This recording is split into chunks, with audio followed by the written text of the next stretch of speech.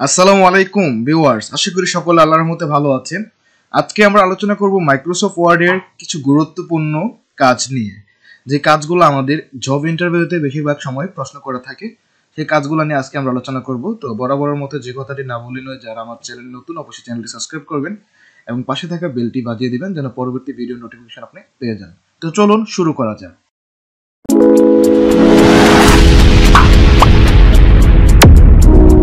Viewers, আমরা যদি এখান থেকে আমাদের এমএস ওয়ার্ডটা ওপেন করি, এখানে প্রথমে আছে এমএস ওয়ার্ডে পেজ সেটআপ কিভাবে করবেন। মোস্ট ইম্পর্টেন্ট একটা কাজ হচ্ছে এমএস ওয়ার্ডে পেজ সেটআপ করা। তো পেজ সেটআপ করার জন্য আমরা যদি নতুন একটা এমএস ওয়ার্ড ফাইল এখানে ওপেন করি, আমরা ওয়ার্ড লিখলাম, লেখার পর এখান থেকে আমরা ওয়ার্ড ফাইলটাকে ওপেন করলাম। এখন আমাদের পেজ সেটআপ করতে হবে। পেজ সেটআপ করার জন্য আমরা চলে যাব মেনু বারের পেজ লেআউটে। তারপর এখান থেকে প্রথমে আছে মার্জিন, আমরা মার্জিনটা নরমাল বা ন্যারো যেটা প্রয়োজন হয় নরমাল রাখলাম। তারপর ওরিয়েন্টেশনটার মানে হচ্ছে আপনি পেজটাকে কিভাবে চাচ্ছেন, লম্বালম্বি চাচ্ছেন নাকি আড়াআড়ি চাচ্ছেন। তো লম্বালম্বি রাখার জন্য প্রোটেট, আর আড়াআড়ি করতে চাইলে আপনি দিবেন ল্যান্ডস্কেপ। আপনি যদি ল্যান্ডস্কেপে ক্লিক করে দেন তাহলে পেজটা হয়ে যাবে আড়াআড়ি, আর যদি আপনি লম্বা রাখতে চান তাহলে দিবেন প্রোটেট। তো আমাদের পেজটা বর্তমানে প্রোটেট প্রয়োজন, সেজন্য আমি ওরিয়েন্টেশন থেকে প্রোটেট দিয়ে দিলাম। তারপর হচ্ছে পেজ সাইজ, আপনি পেজটাকে কোন সাইজে রাখতে চান। আমরা বেশিরভাগ ক্ষেত্রেই আমাদের A4 সাইজের দরকার পড়ে। তো এখন বাই ডিফল্ট দেখেন এখানে লেটার সাইজ দেওয়া আছে, তো আমরা এখান থেকে কি করে দেবো, এটাকে A4 সাইজ করে দেবো।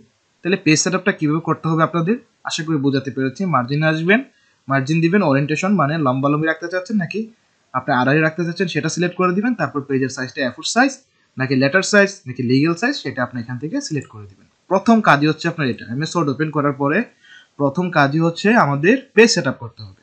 আশা করি আপনাদেরকে বোঝাইতে পেরেছি। দ্বিতীয়ত যে কাজটা সেটা যদি আমরা এখান থেকে ওপেন করি, কিভাবে এমএস ওয়ার্ডের লেখাকে সেভ করবেন, এটা মোস্ট ইম্পর্টেন্ট। আপনি এমএস ওয়ার্ডে কোনো কিছু টাইপ করছেন, এখন আপনি চাচ্ছেন যে এই টাইপটাকে সেভ করতে।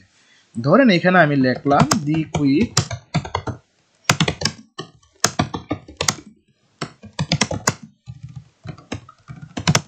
Lazy dog.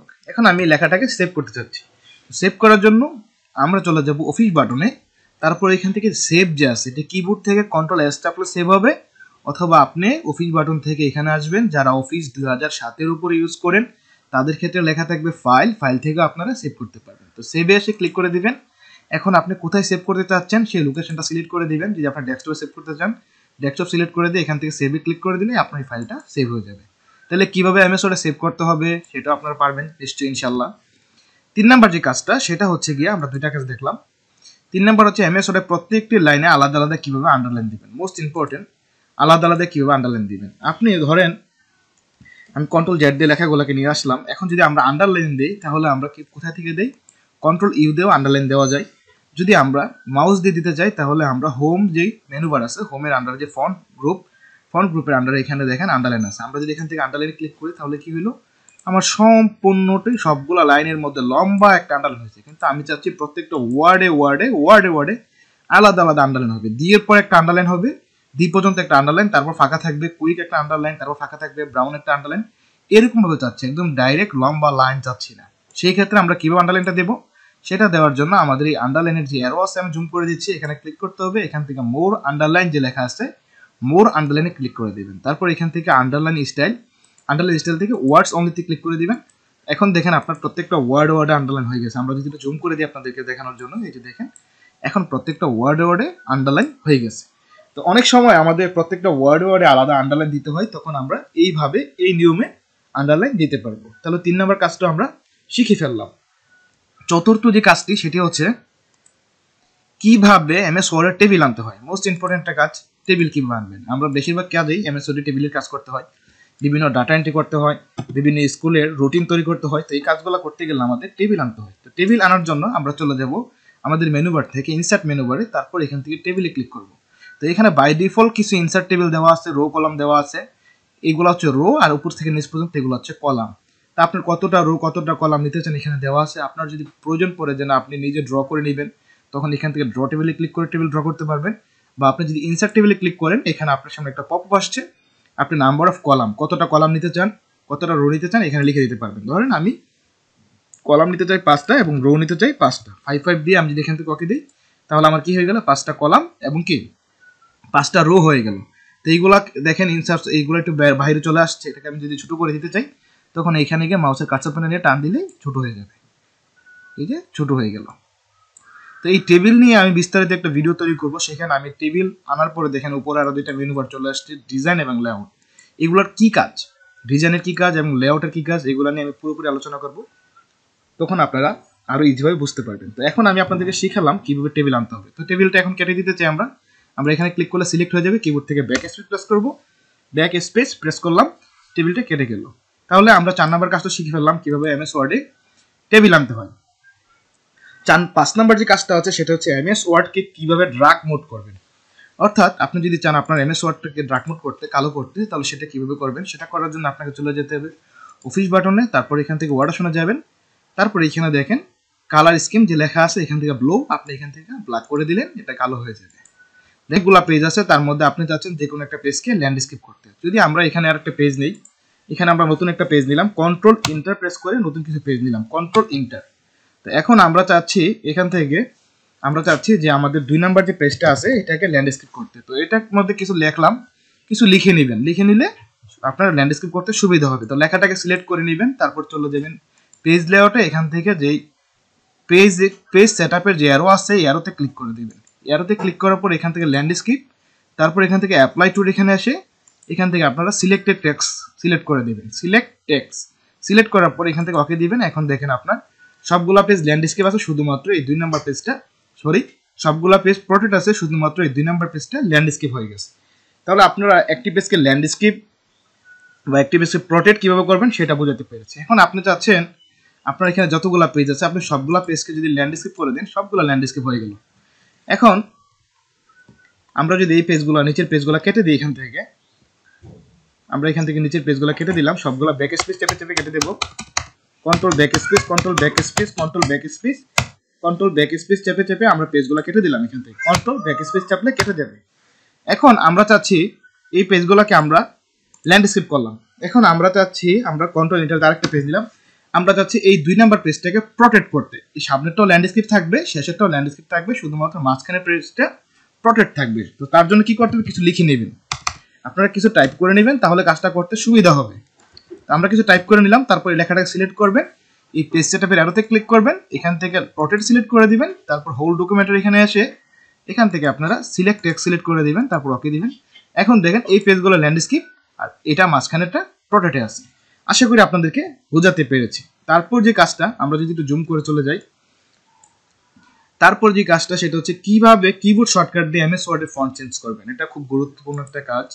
আমরা যারা এমএস ওয়ার্ডে বাংলা টাইপ করি এবং ইংলিশ টাইপ করি, তো বাংলা টাইপ করার জন্য আমরা বিজয় বানানো সফটওয়্যার ইউজ করি, এবং বিজয় বানানোর একটা ফন্ট আছে যেটার নাম হচ্ছে Sutonny এমজে।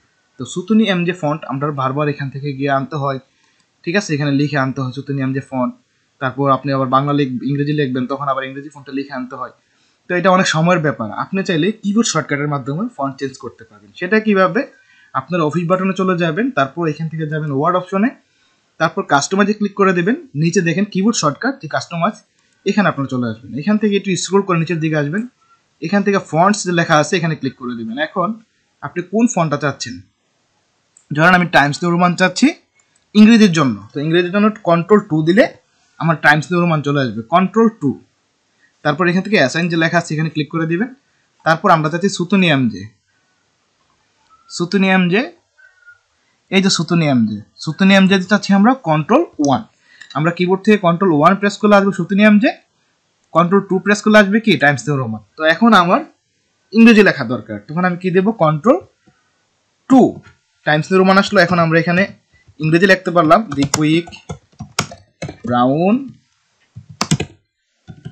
Jumps box over the lazy dog, এটা লিখলাম। এখন আমাদের আবার বাংলা লেখার প্রয়োজন, তখন আমরা কি দেব, কন্ট্রোল 1 দেব, শুধু নিয়ম যে কিবোর্ড থেকে কন্ট্রোল অল্টার ভি, বাংলাদেশ যে লেখে সেই ভি প্রেস করবেন। এখন যদি আমরা লিখি আমার সোনার বাংলা, আমি তোমায়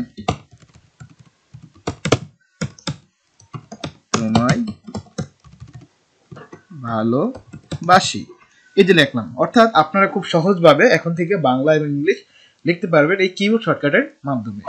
তার পরবর্তী যে প্রশ্নটা সেটা কি, আমরা যদি দেখি কিভাবে এমএস ওয়ার্ডে নতুন পেজ নেবেন। তো নতুন পেজটা কিভাবে নিতে হয় এটা একদম সহজ। আপনি যদি এটার নিচে নতুন একটা পেজ নিতে চান, এখন ধরেন আপনার পেজ আছে এখানে 3টা, আপনি চাচ্ছেন আরেকটা পেজ নিতে, তখন আপনি কিভাবে নেবেন? কিবোর্ড থেকে কন্ট্রোল এন্টার দিবেন, তাহলে নতুন পেজ হয়ে যাবে। ঠিক আছে, কন্ট্রোল এন্টার দিলে নতুন পেজ আসে। তারপরে 9 নাম্বার যেটা আছে, বাংলা লিখলে লাল দাগ হয়ে যায়। যেমন দেখেন এখানে আমরা বাংলাতে টাইপ করছি, সবগুলো নিচে লাল দাগ চলে আসছে, যে লাল দাগ আমরা চাচ্ছি না, এই লাল দাগটা আমরা এটা রিমুভ করে দিতে চাচ্ছি। তখন আমরা কিভাবে করব? সবগুলো লেখাকে সিলেক্ট করে নেব, তারপর চলে যাব অফিস বাটনে, এখান থেকে চলে যাব ওয়ার্ড অপশন, তারপর এখান থেকে চলে যাব আমরা প্রুফিং এ। এই যে দেখেন hide spelling errors in document only যে লেখা আছে, এই দুটার মধ্যে টিক মার্ক দিয়ে দিবেন, টিক মার্ক দিয়ে ওকে করে দিবেন। দেখেন এখন লাল দাগ নাই, লাল দাগ কি আছে? লাল দাগ চলে গেছে। তারপর যে কাজটা সেটা হচ্ছে এমএস ওয়ার্ডে র্যান্ডম টেক্সট কিভাবে আনবেন। আমরা অনেক সময় মানুষকে বোঝানোর জন্য র্যান্ডম টেক্সট আনতে হয়, তো র্যান্ডম টেক্সটটা কিভাবে আপনারা আনবেন? র্যান্ডম টেক্সট আনার জন্য আমি আবার ফন্টটাকে ইংলিশ করে নিচ্ছি, তাহলে কন্ট্রোল 2 প্রেস করলাম, টাইমস 1 চলে আসলো, কন্ট্রোল আল্টার বি চাপলাম, চলে আসলো। কিছু র্যান্ডম টেক্সট যদি আমরা এখানে আনতে চাই, ধরেন আমি কিবোর্ড থেকে RAND প্রেস করলাম, তারপর এন্টার দিয়ে এখানে র্যান্ডম টেক্সট আসতেছে না। তো আপনার ক্ষেত্রে হয়তো বা নাও আসতে পারে, যদি না আসে তাহলে আপনারা কি করবেন? আপনারা চলে যাবেন অফিস বাটনে, এখান থেকে চলে যাবেন ওয়ার্ড অপশন, তারপর চলে যাবেন প্রুফিং, তারপর প্রুফিং থেকে চলে যাবেন অটো কারেক্ট অপশন। এখানে আসে আপনারা replace text as you type, এই টিক মার্কটা দেওয়া নাই, আপনারা টিক মার্কটা দিয়ে নেবেন। ঠিক আছে, দিয়ে ওকে দিবেন, তারপর ওকে দিবেন। এখন যদি আমি এন্টার দিয়ে দেখেন এখানে কিছু র্যান্ডম টেক্সট অটোমেটিক চলে আসছে। তো র্যান্ডম টেক্সট দুইভাবে আনা যায়, একটা হচ্ছে equal rand first bracket open first bracket close, আরেকটা ভাবে আনা যায় সেটা হচ্ছে equal lorem LOREM first bracket open first bracket close দিয়ে এন্টার দিলেন। দেখেন লুরেমের কিছু লেখা অটোমেটিক এখানে র্যান্ডম টেক্সট চলে আসছে। তো এইগুলোতে আন্ডারলাইন শো করতেছে, কারণ আমরা ওইখান থেকে ওয়ার্ড অনলি আন্ডারলাইন দিয়ে রাখছিলাম। তো আমরা যদি এখানে ফন্টের অ্যারোতে ক্লিক করি, এখান থেকে ওয়ার্ড অনলিটাকে যদি আমরা নন করে দিই, তাহলে আমাদের আন্ডারলাইনগুলো চলে যাবে। তো আজকের এই 10টি কাজ আপনাদেরকে শিখালাম। যদি এই কাজগুলো শিখে আপনারা উপকৃত হন, অবশ্যই আমার চ্যানেলটি সাবস্ক্রাইব করবেন এবং লাইক কমেন্ট করতে ভুলবেন না। তো সবাই ভালো থাকবেন, সুস্থ থাকবেন। আজকে এই পর্যন্তই। আল্লাহ হাফিজ। আসসালামু আলাইকুম।